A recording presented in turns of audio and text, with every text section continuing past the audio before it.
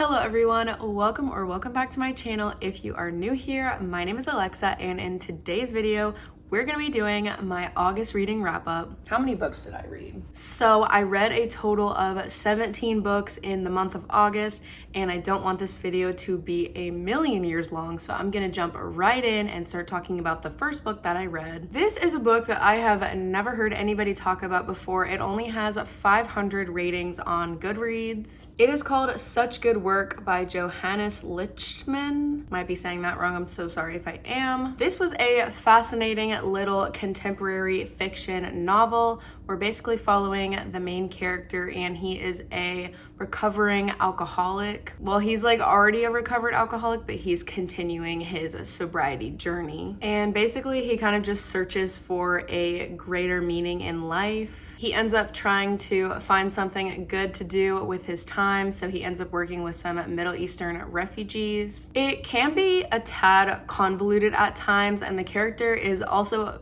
pretty self-absorbed for somebody who's trying to be a good person. But I genuinely do think the inner dialogue of this character is fascinating enough to carry this entire story. I feel like I wrote a Goodreads review that sums up my thoughts of this book really well, so I'm just gonna read that. During an effort to find books that hardly anybody has heard of / read / reviewed, I came across this book. I was pleasantly surprised. The writing style felt to me like a male Elif Batuman, the author of the popular books The Idiot and Either Or. The entire story feels very nuanced, with its seemingly purposeful juxtaposition between the protagonist's desire to do anything worth something to feel happy and the desire to avoid everything in order to feel nothing.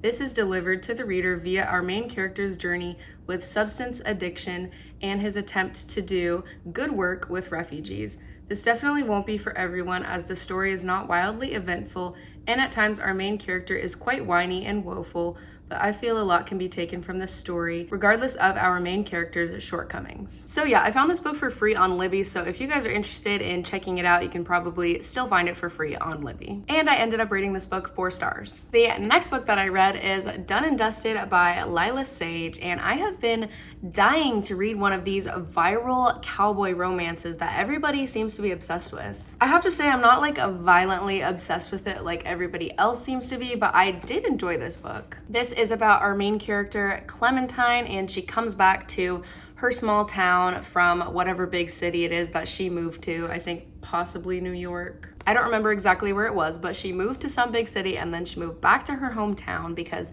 she had some kind of accident that happened, so now she wants to be back home. And it's basically a small town brother's best friend romance. If anybody saw the Twisters movie that recently came out but wished that there was romance in that movie, you should read this book. I thought portions of their romance was a little bit cringe for my liking, but overall I had a good time reading this story and I gave it 3.5 stars. The next book that I read, actually somebody commented on one of my videos and told me that I needed to read this book, and I did. It's The Guest List by Lucy Foley. I'm not gonna lie, I had low expectations for this book. We are basically in the POV of 5, I believe, different characters, and we are on a remote Irish island preparing for an exclusive wedding. Now, the way this book works, I did not fully understand until the ending, honestly. Like, when I got halfway into this book, I was like, what is the point of this? But the way that everything starts to unfold in the second half of this book, you just have to trust the process with this book. You have to trust the author. Believe me when I say that it is okay if you're bored like halfway through this book, because it gets so good. I mean, you guys know I don't really want to spoil anything for you, but get to the last page of this book. It is so worth it. I gave this one 4 stars. The next book that I read is Assistant to the Villain. This is by Nicole Maehrer. In this book, we are just following a girl who ends up getting a job as an assistant to the villain. The premise of this book is basically the title, so I'm not gonna say much about it, but this was a fun book. It honestly took me a bit to get into. The plot takes so many like different random twists and turns, which obviously kept me entertained. I do kind of wish the characters were a bit more established from the beginning of the book, because then I feel like I could have been more invested from the start and enjoyed the story more. But nonetheless, it was still a good read, and I already got the next book in this series, so I'm very excited to continue on with it. I gave this one 3 stars. Next book that I read is Almond by Won-pyung's son. This book is about our main character who has a condition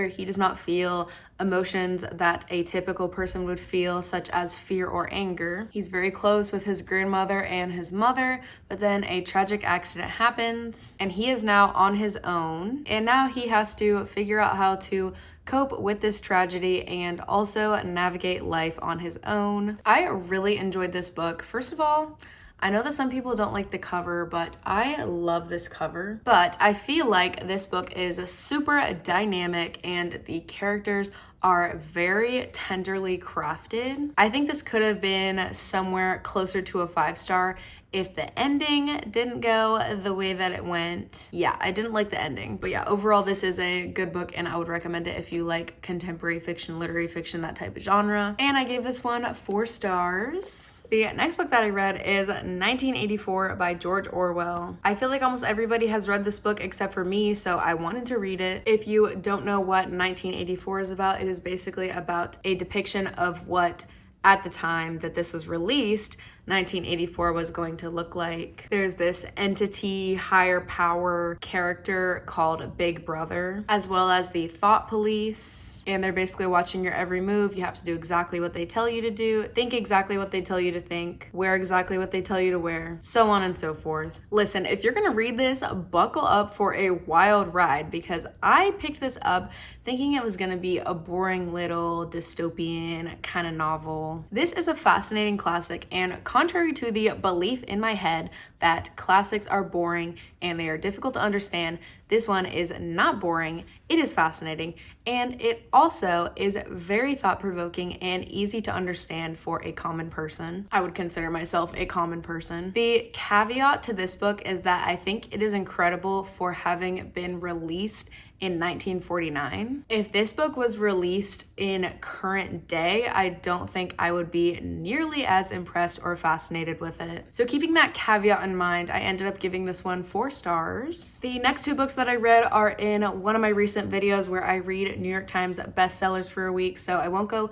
too into detail because you can definitely just check out that video if you want more of my thoughts. But the next book is The Women by Kristin Hannah, and this is my first ever Kristin Hannah novel. I'm just gonna say that this book and the story packs a punch.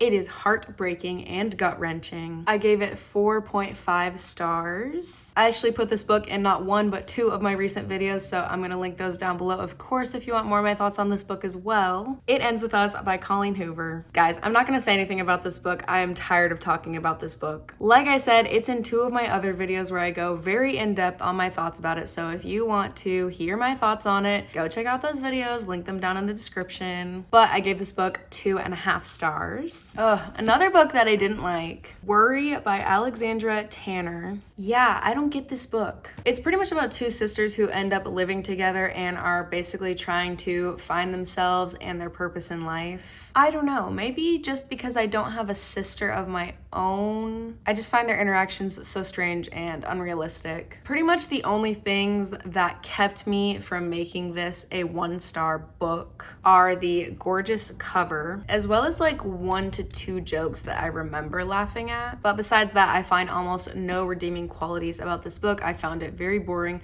There was essentially no plot and the characters were so incredibly whiny and self-destructive that I almost couldn't stand it. Thankfully, I got it from the library, so I will promptly be returning this. I gave this book 2 stars. The next book I loved so much. Anxious People by Fredrik Backman. This is basically about a bank robbery that turns into a hostage situation, and basically just a character study on all of the people that end up in this situation, how they got tied up in this situation in the first place, and how their past experiences and emotions carry them through the situation. I did not know that this book was gonna be so incredibly emotional. It also covers a lot of difficult topics, so I would say to check the trigger warnings if you wanna read this book. It has this strange, far-fetched, and absurd tone to it, but as you continue reading, it kind of becomes clear that that is just a mode of transportation for basically just lessons about humanity and how oftentimes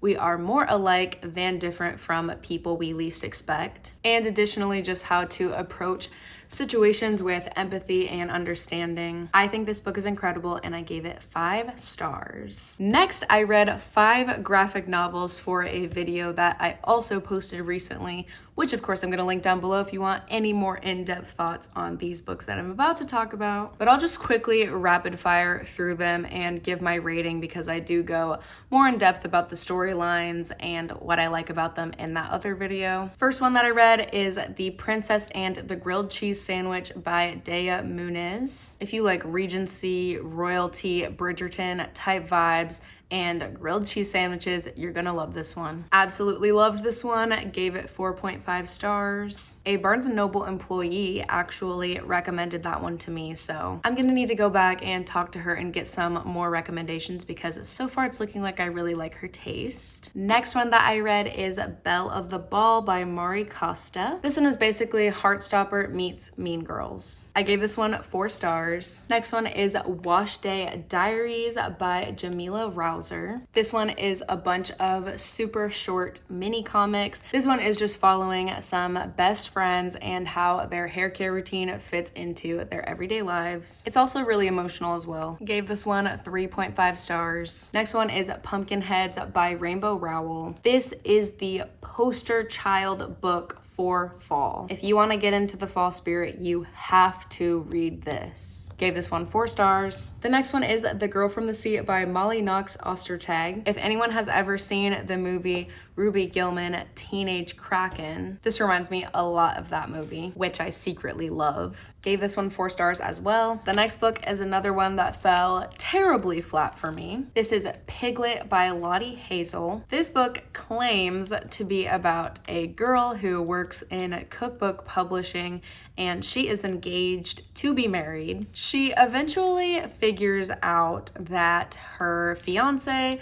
has been hiding something from her, and once she finds out about it, she is not sure what to do. I think I'm just gonna read my Goodreads review on this one as well because I feel like it sums up my thoughts on this book very well. Listen, I really don't mind a book about nothing. In fact, I like a lot of books that are about nothing, but this one did not work for me at all. Instead of using any common storytelling device, this story is made up almost entirely of overly indulgent descriptions of food and binge eating, characters you cannot connect to, and a dull storyline. 2 stars. All right, the final book that I got to read in August is Cultish by Amanda Montell. This was my book club book for this month. I've wanted to get to this book for a while because I am very fascinated by cults. I think the author presented a lot of interesting information in this book about cults, subcategories of cults, and cult language. I really enjoyed reading about the topics that she brought up. I know a lot of people don't like to rate nonfiction. I personally don't mind rating nonfiction as long as it's not a memoir, but I was kind of debating if I wanted to give this book a rating because the author does do different interviews with people telling their real stories of being in different cults. She also brings up different cult situations that are available on the internet to read about, but like they are real stories. So I'm just gonna put a little disclaimer and say that I'm not rating these people's experiences.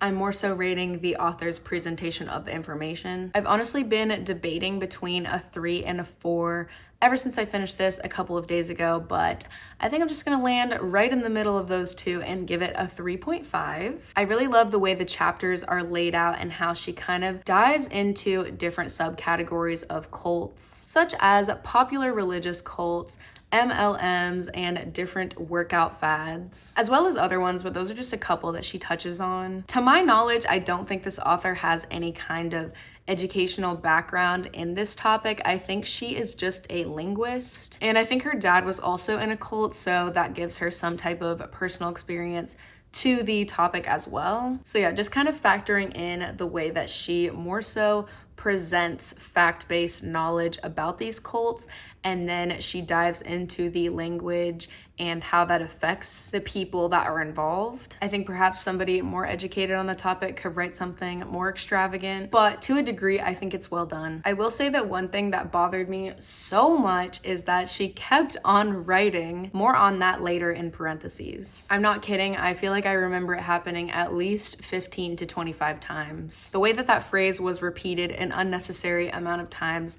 really bothered me. But overall, I think it was well done. I think if anything, it could have gone more in depth on different topics relating to language around cults. So yeah, we're going with 3.5. All right, guys, those are all of the books that I read in the month of August. If you liked this video, make sure to give it a thumbs up and leave a comment down below letting me know anything you want to let me know. Also, feel free to follow me on Instagram. It's always linked in the description, and make sure that you are subscribed so that I can see more videos from me in the future. And for now, that is all. I will see you guys in my next video. Bye!